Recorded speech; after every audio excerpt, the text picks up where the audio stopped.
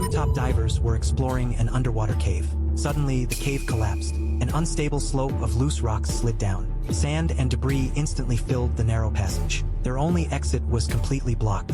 November 17, 1991. A team specializing in exploring Florida's underground water systems arrived at the Indian Springs underwater cave for a survey.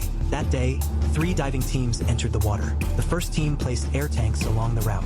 The second team set up another set of tanks to provide supplies for the long dive. After completing their tasks, the third team, Parker and Bill, entered the water to carry out the most critical part of the exploration. The 2 divers passed through a narrow crack and followed a winding passage to the main chamber. They mapped the cave along the way. About an hour later, Parker and Bill began their return. On the way back, Parker signaled that his underwater scooter was running low on power. His speed started to slow.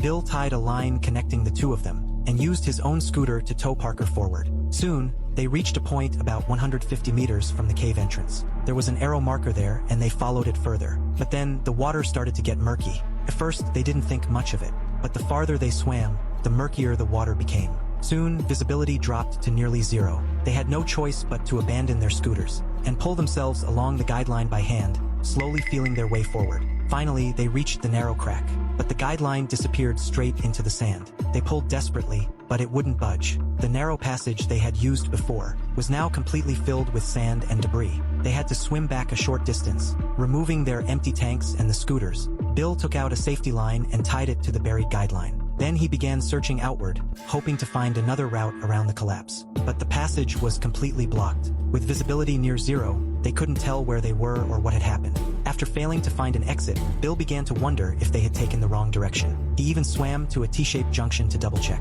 After a few seconds, he confirmed they had not made a mistake. Bill swam back to Parker, and fear began to spread. Parker checked his pressure gauge. Only a few minutes of air remained. He wrote on his slate, "What should we do?" Bill had no answer. He simply said, "Wait, let me take another look."